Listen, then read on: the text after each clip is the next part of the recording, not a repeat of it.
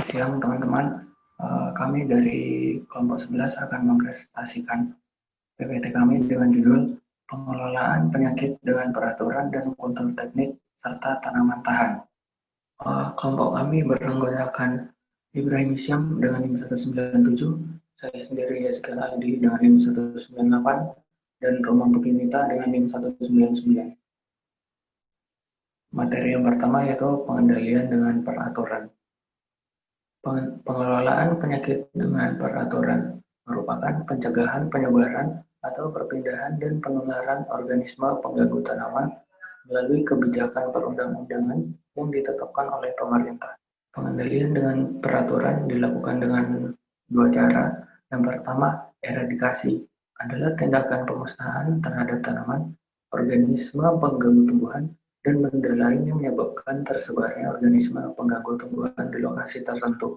Dengan cara melakukan eradikasi adalah dengan membabat tanaman yang terserang hama, kemudian membakar atau membenamkan ke dalam tanah. Yang kedua yaitu karantina pertanian. Peraturan tentang karantina pertanian terdapat dalam Undang-Undang Nomor 16 Tahun 1992 tentang karantina hewan, ikan, tumbuhan yang isinya yaitu mencegah masuk dan tersebarnya organisme pengganggu tumbuhan ke wilayah negara Republik Indonesia. Tujuan karantina tumbuhan adalah mencegah pemasukan dan penyebaran organisme pengganggu tumbuhan karantina atau OPTK ke suatu negara atau daerah yang masih bebas dari OPT tersebut. Yang kedua yaitu pengendalian dengan kultur teknik. Pengendalian dengan kultur teknik merupakan pengendalian hama dan penyakit melalui sistem atau cara dalam bercocok tanam kultur teknis yang lazim dan tepat dengan mengelola lingkungan sedemikian rupa. Pengendalian dengan kultur teknik dapat dilakukan dengan beberapa cara. Yang pertama yaitu dengan sanitasi. Sanitasi dilakukan dengan membersihkan lahan pertanaman dari berbagai sistem pertanaman, dari berbagai sisa tanaman atau limbah dan rumput liar atau gulma. Sanitasi ini contohnya dapat dilakukan dengan membersihkan singgang padi agar warang coklat, warang hijau maupun hama lainnya tidak dapat melangsungkan kehidupan. Ataupun dengan membersihkan rerumputan di sekitar lokasi sawah untuk mengendalikan walang sangit sebelum tanaman padi bermalai. Selanjutnya yaitu dengan pengolahan tanah. Serangga yang sebagian atau seluruh hidupnya berada di dalam tanah amat dipengaruhi oleh tekstur dan struktur tanah, komposisi kimiawi tanah, kelembapan dan suhu tanah, serta adanya organisme tanah lainnya. Contoh hama yang dapat diolah ataupun dapat dikendalikan dengan kultur teknik yaitu belalang kayu dan belalang seksalva yang meletakkan telur di dalam tanah, ataupun bekicot yang sering meletakkan telur di dalam tanah yang gembur dan terlindung. Dengan adanya pengolahan tanah ini, hama-hama tersebut dapat terbunuh ataupun terhambat perkembangannya karena terkena cahaya matahari ataupun dimangsa oleh predator lainnya dan terbenam jauh ke dalam tanah. Selanjutnya yaitu pengelolaan air. Pengelolaan air yang baik dan teratur bisa menekan perkembangan hama. Pengelolaan air ini dapat dilakukan dengan penggenangan lahan darat dalam beberapa hari yang dapat mengendalikan hama uret ataupun dengan pengeringan sawah selama 7 hingga 10 hari supaya dapat mengendalikan hama putih padi dan anjing tanah. Selanjutnya yaitu rotasi tanaman. Menggilir ataupun rotasi tanaman dengan jenis yang tidak memiliki hama yang sama dapat memutuskan siklus hidup hama tersebut, karena pada musim berikutnya hama akan mati kelaparan. Selanjutnya yaitu penanaman serempak. Penanaman serempak dalam suatu hamparan yang luas akan memperpendek masa ketersediaan makanan hama, karena panen dapat dilakukan kebersamaan pula. Selain itu, penanaman serempak akan memperkecil resiko serangan karena hama yang ada bisa terbagi-bagi. Selanjutnya yaitu pengaturan jarak tanam. Bila jarak tanam rapat, lingkungan sekitar tanaman menjadi lembab. Sedang bila jarak tanam terlalu renggang, lingkungan sekitar tanaman mudah kering akibat evapotranspirasi cukup tinggi. Selanjutnya yaitu penanaman tanaman perangkap atau trap crop. Tanaman perangkap ialah tanaman yang amat disukai hama dan ditanam di sekitar tanaman utama untuk mengalihkan sasaran serangan hama. Contoh dari trap crop ini yaitu jagung yang ditanam di antara tanaman kapas yang dapat mengendalikan penggerek pucuk atau buah pada tanaman kapas. Selanjutnya yaitu menanam varietas unggul. Varietas unggul di samping memiliki daya produksi yang tinggi, tumbuh cepat, juga tahan terhadap beberapa organisme pengganggu.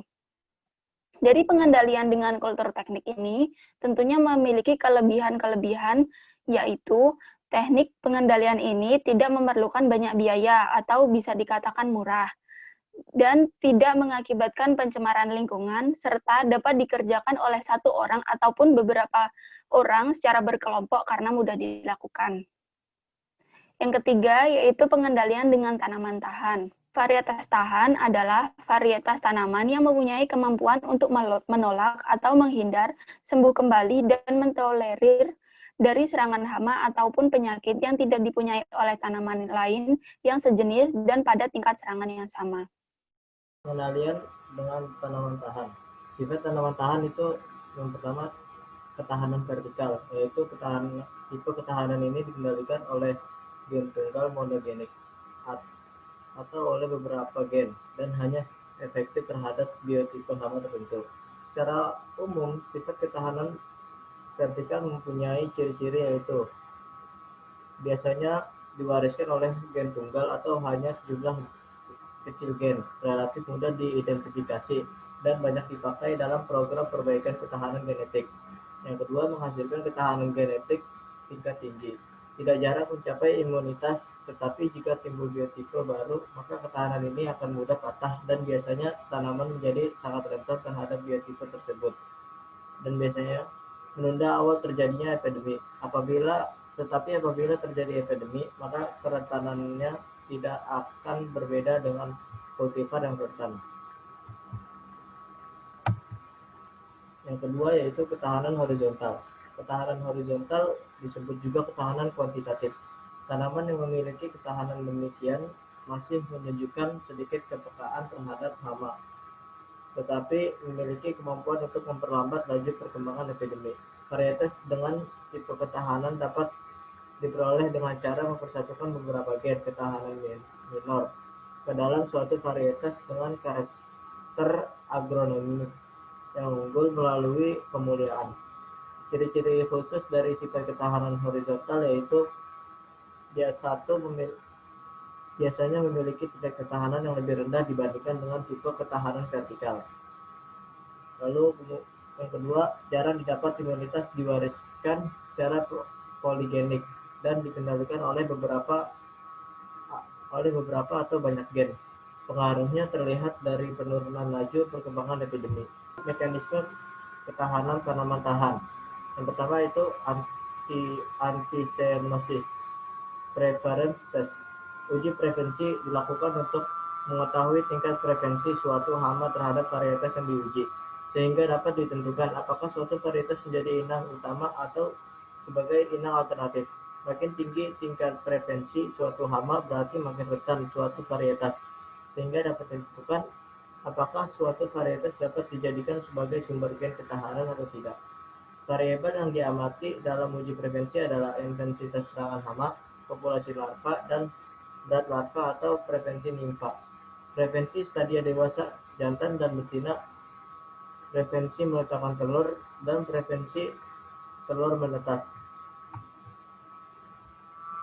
Kemudian yang kedua, antibiosis test, yaitu varietas tanaman dengan tipe ketahanan antibiosis mempunyai kemampuan menghasilkan zat-zat kimia tertentu yang dapat menghambat pertumbuhan dan perkembangan hama atau patogen.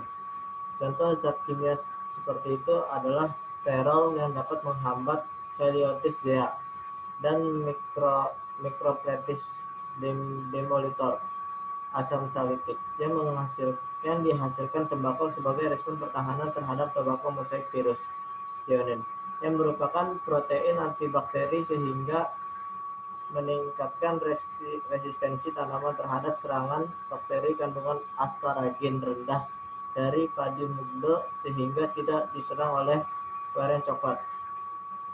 Senyawa dimboa yang diproduksi oleh jagung yang tahan terhadap serangan penggerek batang.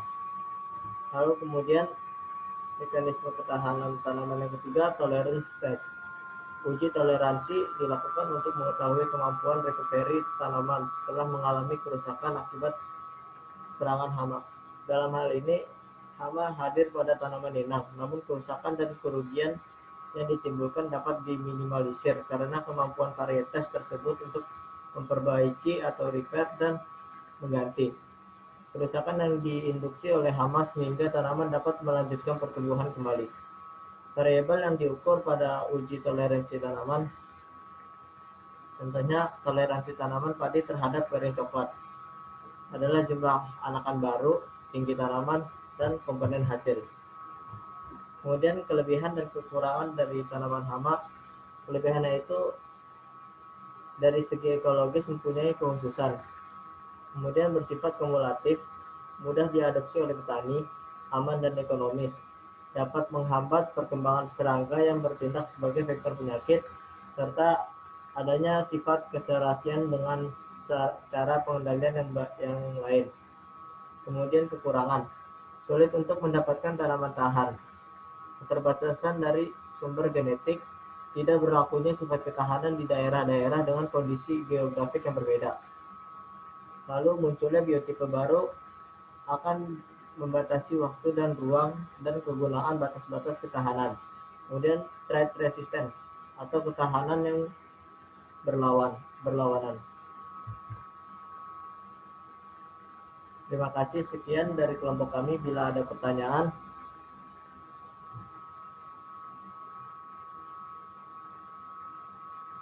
silakan ditanyakan di diskusi